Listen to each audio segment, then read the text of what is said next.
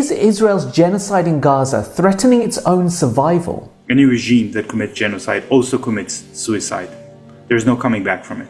And this is what Israelis are seeing for themselves.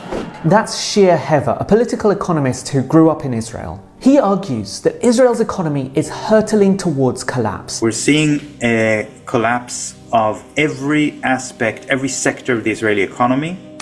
There is no tourism, of course.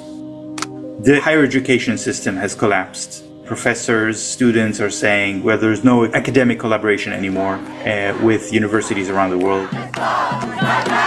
The high-tech sector is maybe the most important one, which is collapsing, with the biggest investment maybe in the history of Israel, this $25 billion that Intel wanted to invest cancelled. Since October 7, about 46,000 businesses have shut down, and up to 60,000 are projected to close by the end of the year. There's a financial collapse.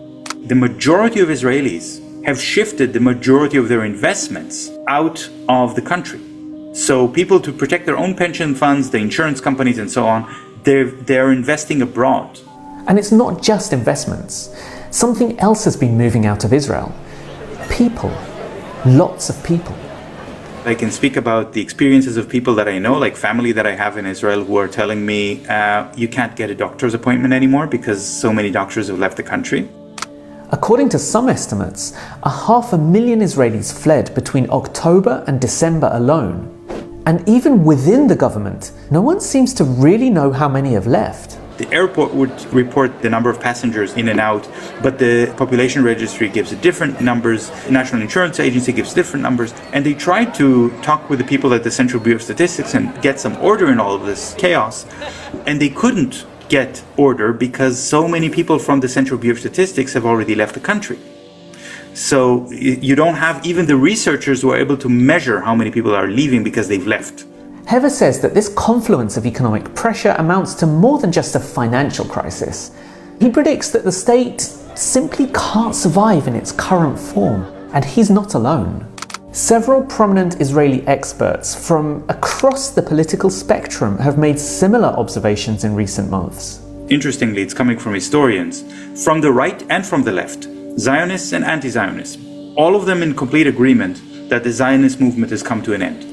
In May, 2 Israeli government officials co-authored a paper warning of a considerable likelihood that Israel won't reach its 100th anniversary. The current system of injustice is on its way out, and I think this is not something very extreme to say these days. Okay, so if you live outside of Israel, this might all sound a bit out of the blue. But Hever says that has to do with the way these stories are presented to international audiences compared to the conversations happening within Israel.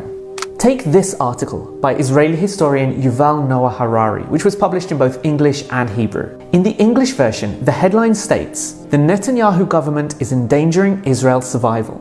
But the Hebrew version of the same article strikes a very different tone. Will we die with Palestinians?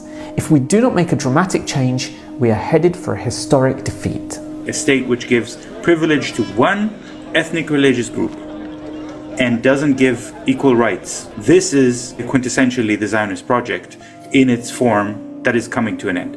Hever warns that a long-term future for Israelis will require deep, systemic changes. And while there's no script for what comes next, Hever points to one clear model that Israelis and Palestinians could follow.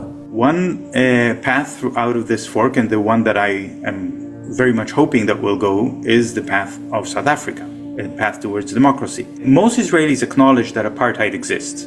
Maybe they don't like to use the Afrikaans term apartheid, they use the Hebrew term, which is hafrada, but they acknowledge that this is the reality in which they live.